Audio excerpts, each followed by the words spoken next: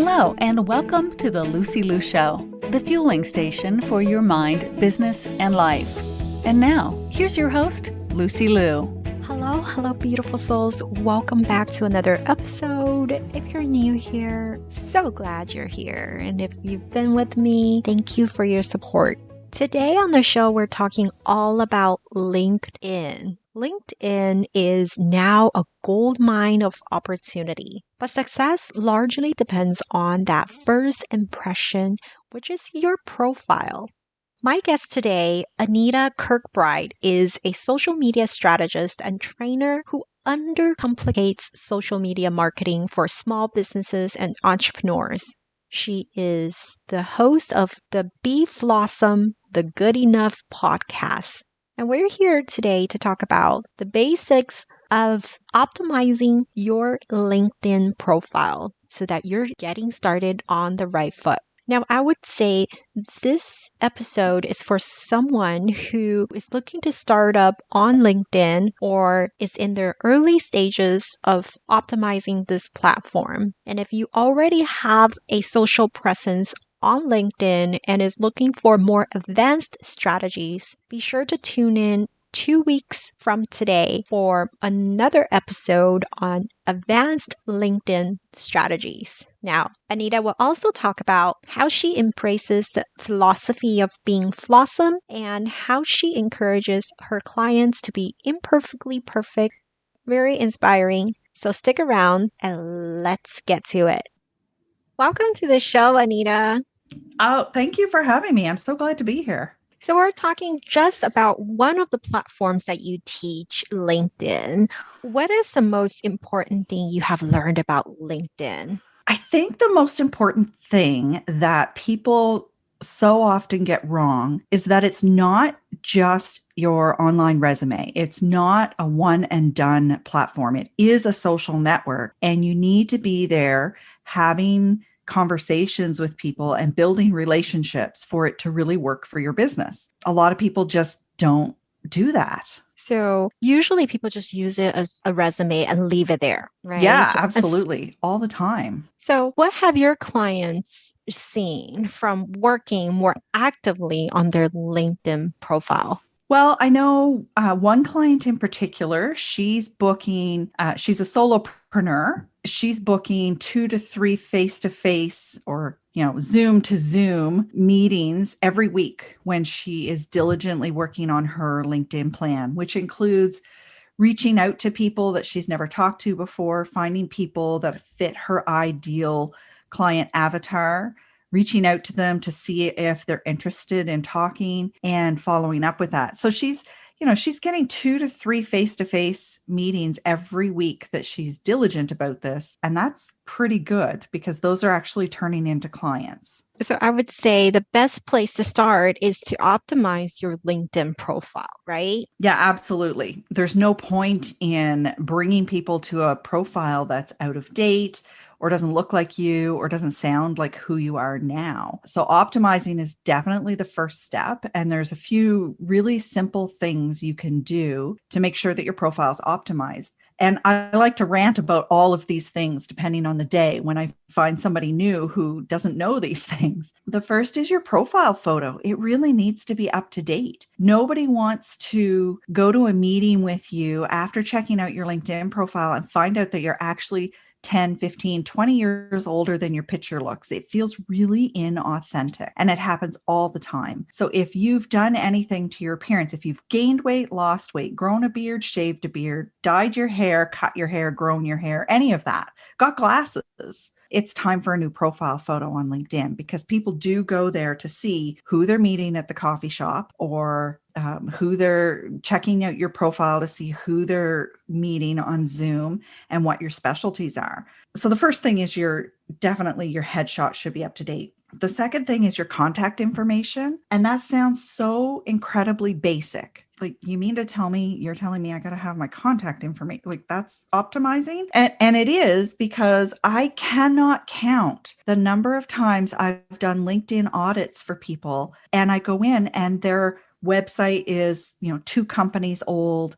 Their email address is one that they cannot even access If you've got an email address on your profile that you don't even know how to access, how much business are you losing because people are emailing that address, right? So there's two really basic things that you could go and update right now in 5 minutes and be done. But the bigger things to optimize your profile would be making sure that obviously that all the work experience is up to date with your current position or your current business, and making sure that you have searchable keywords in certain really important places.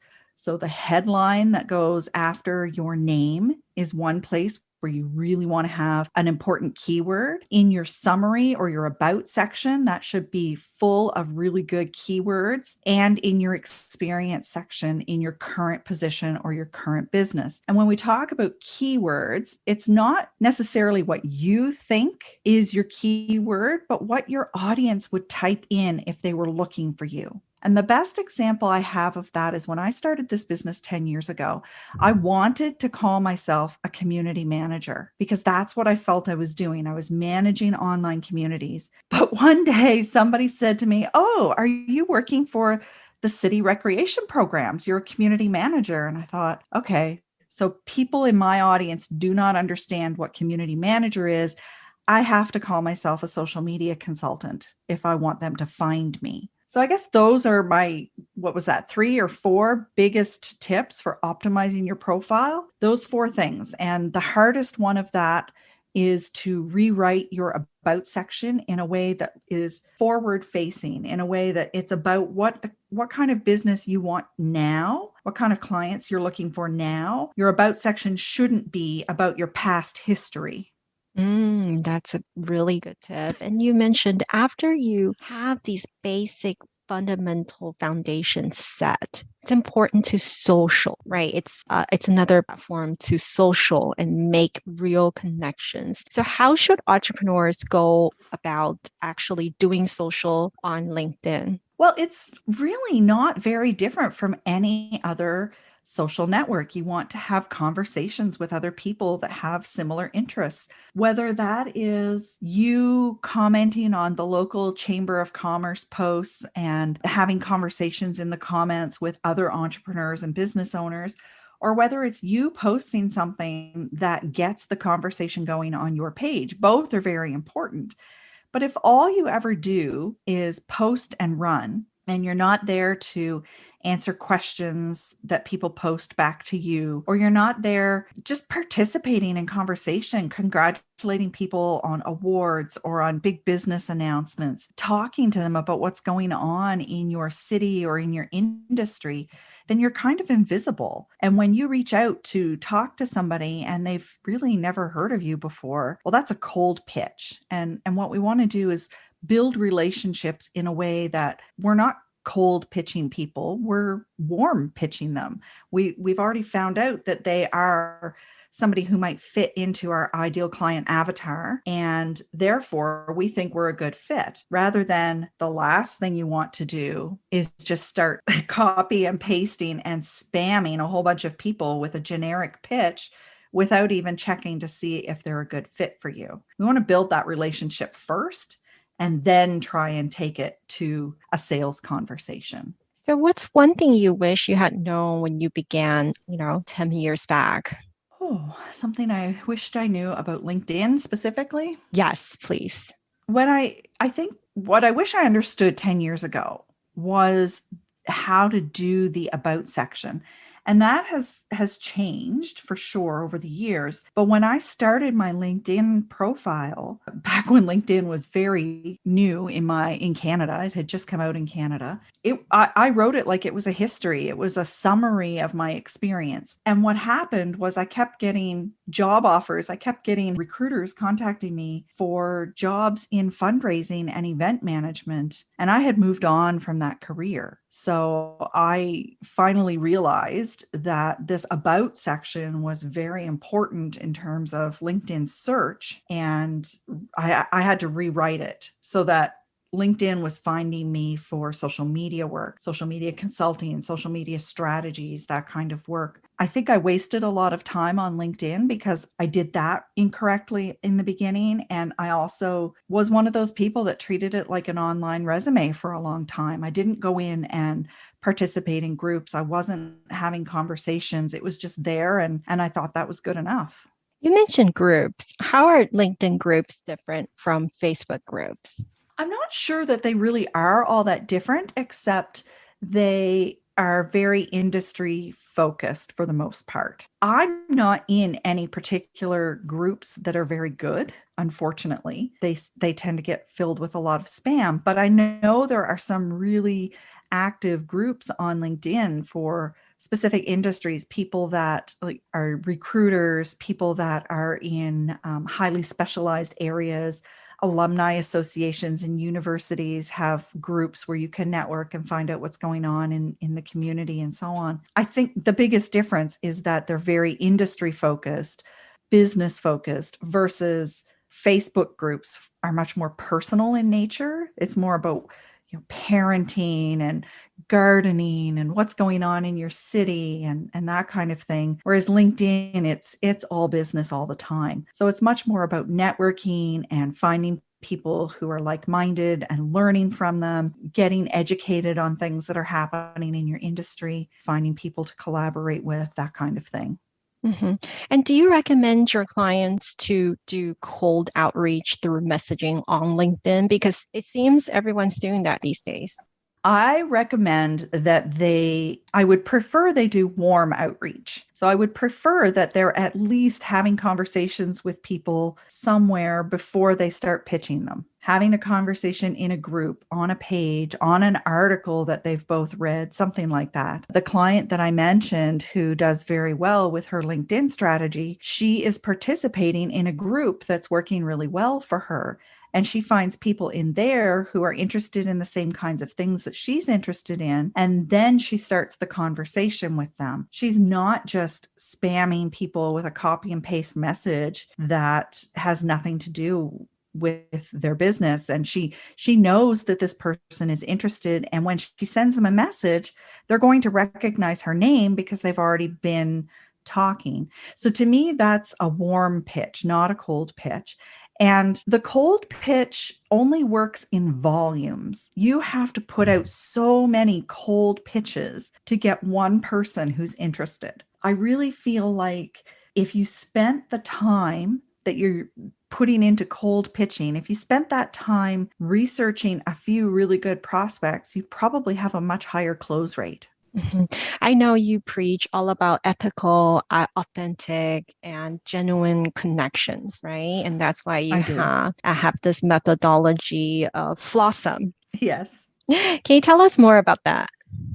So the philosophy of Flossom is that you don't have to be perfect. In fact, you're not perfect and you will never be perfect all of the time, if ever. None of us are. And everything that we see on social media is so curated and so polished that we have to remember that there are real people there. And I encourage my clients to not wait for things to be perfect because I think that's procrastination in disguise. If you're waiting until you have the perfect camera, the perfect microphone, the perfect body, the perfect makeup, hair, studio, office, product, whatever, you're never going to get off the ground. You're never going to create content if you're always waiting for something to be perfect. And that keeps us in a state of perpetual stress because it's never perfect. We're always striving for something that is really just almost impossible to reach. So I encourage people to embrace that, embrace the fact that we all have flaws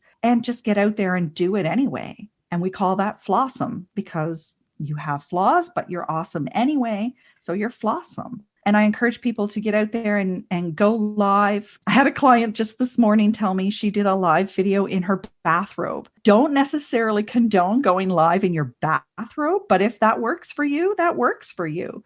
It's more important to get the content out than it is to make sure your hair and makeup is done. I love that. And would you recommend if you had a typo on your social media post, would you fix that?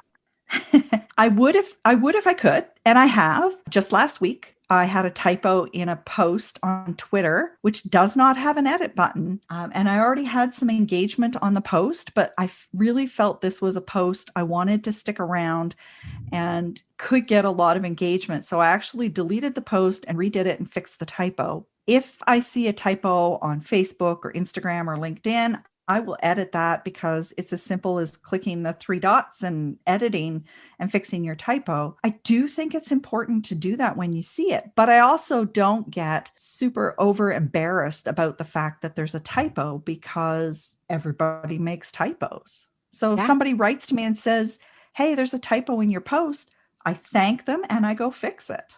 Yeah. We're all human, but we're flawsome. Exactly. Everybody makes mistakes. And yeah, typos are very annoying to me, but I love it when somebody tells me. And I recently got Grammarly installed on my Chrome browser, and I cannot tell you how many old blog posts I've been editing, and it's picking up things that I know better. I know the difference between there, and there. It's picking up things where I've got that wrong. And these posts are 2 or 3 years old, and nobody told me that I had it wrong. Yeah, I do fix typos. Absolutely. I'm totally with you though. Grammarly does wonders. It's amazing. I cannot believe what it has picked up since I started it just a few months ago. Okay. So for our audience who wants to grow their LinkedIn strategy, please give us one last tip or action so that they can get started right away. If people want to get started and improve their LinkedIn right away, I'm going to give you two things. One is I really, really,